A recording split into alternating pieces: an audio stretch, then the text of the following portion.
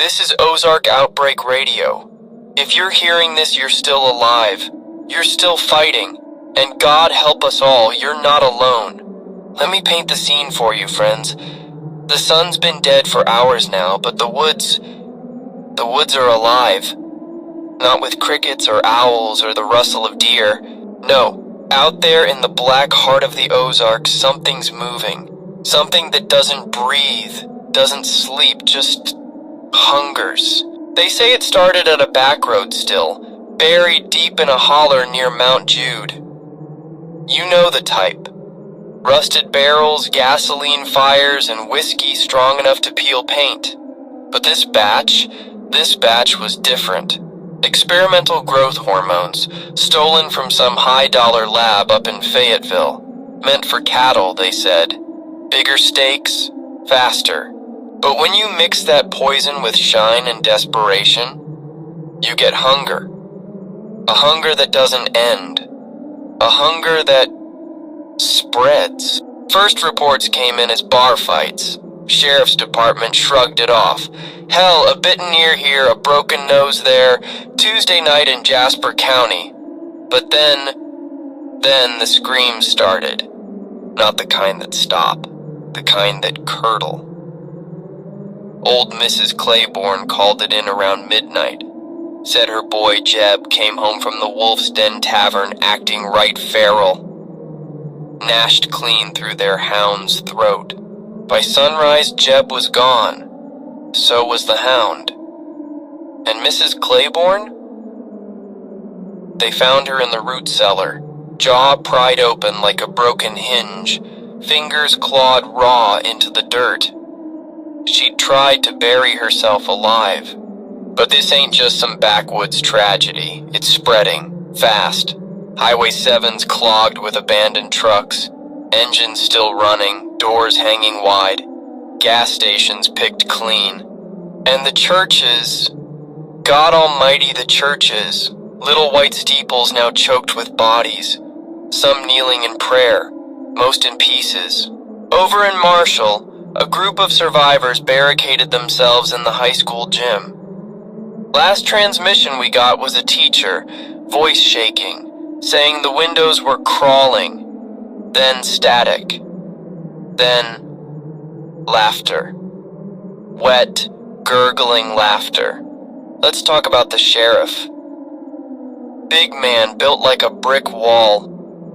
Been keeping order in these hills for 20 years. Saw him this morning on the roof of the courthouse, shotgun in hand, staring down a swarm of those things. They used to be people.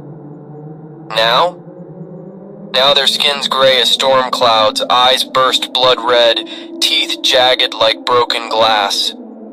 They don't run, they lurch, but fast. Faster than anything that rotten should move. Sheriff dropped 6 with headshots before they dragged him off the ledge. We heard him yelling over the radio, "Aim for the skull! They don't stop till the brain's pulp!" Right before his mic cut out. We're still waiting on confirmation. But the courthouse? It's quiet now. Too quiet. Survivors whisper about the moonshiner. Rumor says he's still out there holed up in his compound, brewing more of that cursed syrup. That he wants this. That he's laughing as the world burns. Maybe. But tonight, I'm watching the horizon. Fires blooming in every direction. Not the warm glow of hearths. These are wildfires, hungry fires, and under the smoke, movement. Shapes that don't hold still. I'll leave you with this. Over in Mountain View, a young couple tried to outrun the swarm in their pickup, crashed near Blanchard Springs. The man, he made it. Barely. Radioed in with a broken arm, voice raw with tears. Said his wife got pinned under the axle. Said she made him promise, "Don't let me turn." He did what he had to do. Burnt the truck. Burnt her. Now he's sitting in a deer blind, whispering her name into the dark. So here's your choice, Arkansas. You can hide, you can fight, or you can pray. But listen close, you hear that? That guttural moan scraping closer? That's the sound of the world unraveling, and it's got your scent. Tune in next hour, if you're still here. Ozark Outbreak Radio. Still here, still breathing, for now.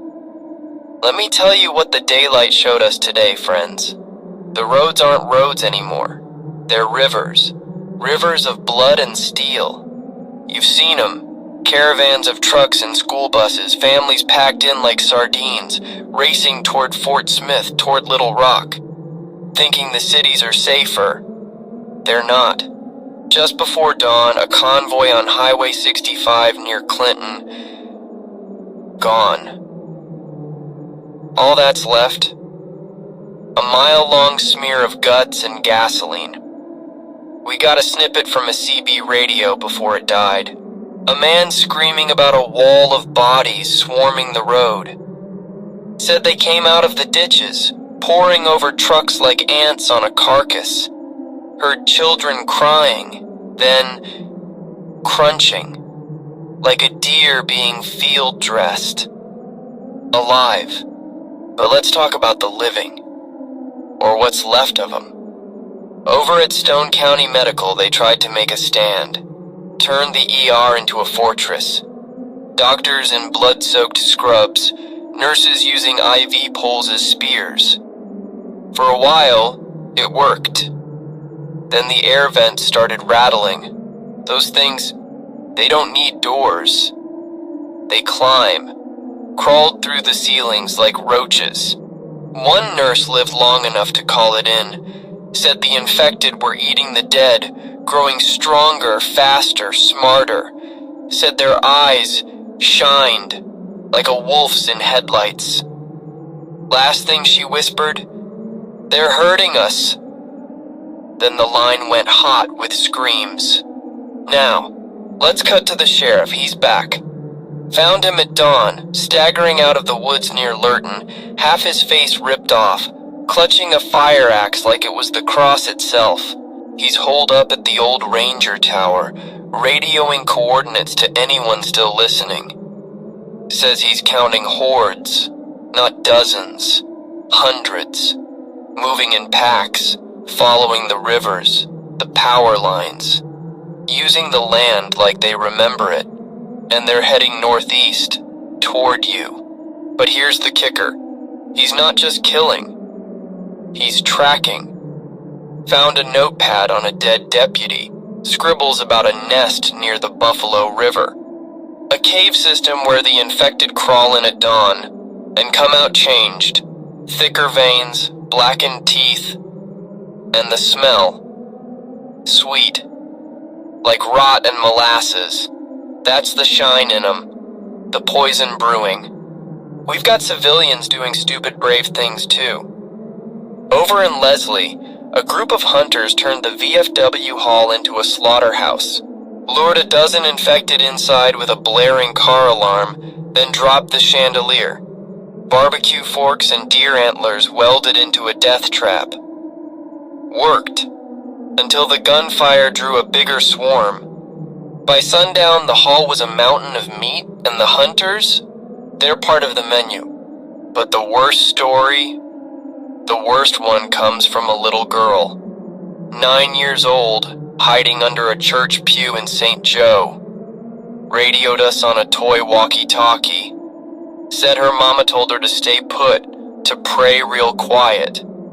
She did. Listened to her mama get torn apart 2 feet away. Listened to the chewing. When we asked her name, she just said, "They're in the steeple. They're singing." We lost the signal after that. If you're near St. Joe, don't look up. And folks, it's not just us. FEMA's gone silent. National Guard units overrun outside Hot Springs. Heard a chopper pilot on an open frequency today. Said Memphis is a graveyard. Nashville's burning. And the things, they're adapting, learning. A trucker near Harrison saw one pick up a rock, smash a window. Another used a crowbar like a key. This ain't mindless hunger anymore. This is war. I'll leave you with this. The sheriff's last transmission. They're not zombies, they're a damn crop. Planted by that moonshiner, watered with our blood.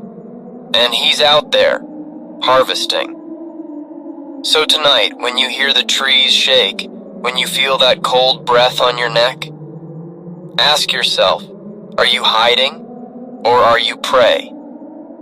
Tune in next hour, if the lights still work. Ozark Outbreak Radio, Day 6. Or is it 7? Hell, time's just another corpse rotting. Let me tell you about the harvest, friends.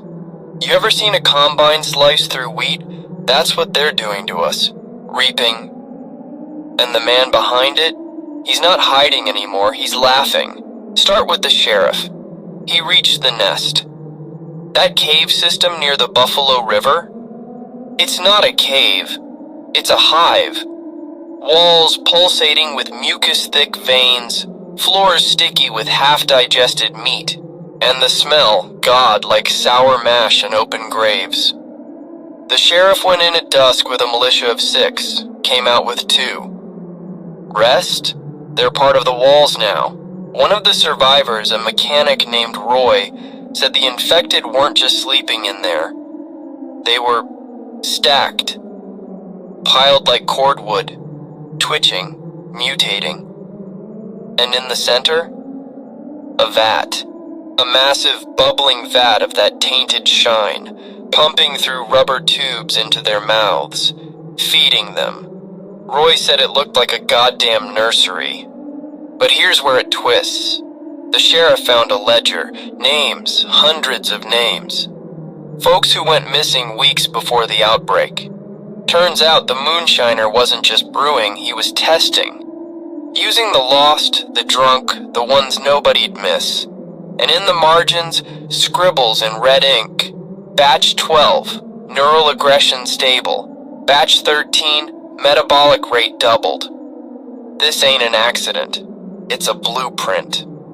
Now, the betrayal. Remember the deputy? The one with the soft voice and the cowboy hat? Turns out he's been sneaking off at night, trading bullets for bottles of that blackened shine. Sheriff confronted him at gunpoint. Deputy just grinned, lips stained purple, eyes glassy. "You think we're gonna win?" he said. "They're the upgrade. We're the fossils." Then he lunged. Sheriff put him down, but not before taking a bite to the forearm. "Wrap it tight," he growled. "We ain't done yet." Meanwhile, over in Mountain Home, a church group tried to play saints, opened their doors to survivors. Big mistake. By midnight, the pews were slick with blood. Only one got out, a teen girl, face shredded, babbling about the preacher. Said he'd been drinking something from a mason jar. Said he led the infected right to them. "He kept smiling," she whispered. "Said we were going to be part of something holy." They found her an hour later, dangling from a phone line. Noose made of barbed wire. But the moonshiner's masterpiece, he's arming them. A farmer near Calico Rock watched a horde tear down his barn. Said the biggest one, a former linebacker from Jasper High, was swinging a rusted scythe. Cut his cattle clean in half. Others carried rocks, rebar, even a damn chainsaw, though it took them 3 days to yank the cord right. They're not just animals, they're soldiers, and they're heading for the dams. Which brings us to tonight's tragedy. A family of 5 tried to raft down the White River, thought the current would save them. They were wrong. The infected don't drown. They walk. Weighted down by river mud, eyes milky as catfish, they dragged that raft under. Heard the mother's last words on a waterlogged radio. "Don't let my baby see this." Then, silence. When the bodies washed up, no bites. They'd been peeled open, organs gone, just hollow. The sheriff's last broadcast was 10 minutes ago, voice like gravel and bourbon. Found the main distillery, he said. It's under the old limestone quarry. They're pumping that poison into the water towers. That's how they'll spread it. That's how they'll win. Then gunfire. A roar. And a new voice. Slick, southern, smiling through the static. Y'all really thought I was just some hillbilly with a still? I'm the damn future?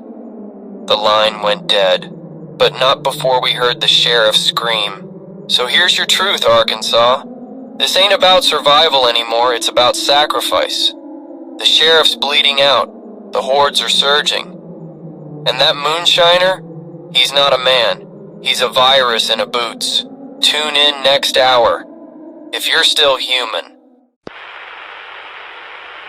Ozark Outbreak Radio. Final transmission. Pray this reaches you. Let me tell you how the world ends. Not with a bang, not with a whimper, with a gurgle, a choke, with the sound of a man's spine snapping as he becomes the very thing he swore to kill. The sheriff reached the quarry at midnight, limping, arms swollen black from the bite, dragging a duffel stuffed with dynamite and regret. The distillery wasn't hidden. It was proud. Steel vats glowing like hellfire, smokestacks belching poison into the sky. And the horde? They weren't guarding it. They were worshipping, kneeling in the mud, jaws slack as the moonshiner stood atop a scaffold, pouring his rancid brew down their throats. "Feast, my children!" he screamed, voice warped, wrong, like two radios playing at once. But the moonshiner, he's not a man anymore. The sheriff saw it first. That thing had arms too long, fingers fused into hooks, skin bubbling with oily tumors. Its mouth split ear to ear, crammed with fangs dripping that black shine. "You're too late, lawman," it hissed. "I'm in the water. I'm in the rain. I'm every goddamn breath you take." Then it moved. Not a lurch. A blur. The fight? It wasn't a fight. It was a massacre. The sheriff unloaded his shotgun into the thing's chest. Nothing. Dynamite? Shrapnel just melted in its hide. The moonshiner laughed, snapped the sheriff's good arm like a twig and whispered, "You'll make a fine soldier." But the sheriff, he had one bullet left, not for the monster, for the vat. The explosion lit up the Ozarks like a second sun, ripped the quarry in half, sent a firestorm tearing through the horde. The shockwave knocked our tower's antenna clean off. But the moonshiner? Oh, he survived. Crawled out of the inferno, a smoldering carcass still laughing. You think this ends with me? I'm the first sip of a long, long drink. Then the sheriff, broken, bleeding, choking on his own rage, did the only thing left. He embraced the monster, dragged it into the floodwaters rising in the quarry's grave. The last thing we heard? The sheriff's final curse, rot in hell, and the gurgle of water filling a fanged mouth. But the cost, friends, the cost. The dam's gone. Buffalo rivers rising, washing carcasses and vats and hope into the valleys. And the infected, they're not collapsing. They're lost. Wandering in circles, howling like abandoned dogs. Seems the moonshiner was their pulse, their queen bee. Cut off the head, and the body staggers. But don't you dare relax. A cornered animal's the deadliest kind. Survivors? Few. A family in a deer stand near Yellville, rationing squirrel meat and bullets. A biker gang in Pindall using infected as target practice, until the gunfire attracted something older. something that climbed trees. And then there's me, sitting in this studio, doors barred, watching shadows dance under the cracks. My throat's burning. My left eye won't stop twitching. Maybe it's fatigue. Maybe it's the mold in the vents. Or maybe I sipped from the wrong canteen. But let's end with a story. A good one. From Shirley, a town so small it's not on maps. A farmer's wife there, armed with nothing but a pitchfork and her daddy's Bible, held her porch for 3 nights. When the horde came, she sang, "Amazing Grace," loud as the sirens of hell. And the infected, they stopped, listened, let her live. Maybe there's still a soul in them. Maybe music's the key. Or maybe they just wanted to hear something pretty before the end. So here's your ending, Arkansas. The sheriff's gone, the moonshiner's drowned, and the rest of us, we're just ghosts waiting to be seen. Turn off your radios, kiss your loved ones, load your guns, or leave them empty. Meet the dawn on your feet. This is Ozark Outbreak Radio, signing off. If you're still there, hum a tune. Let the night know we mattered.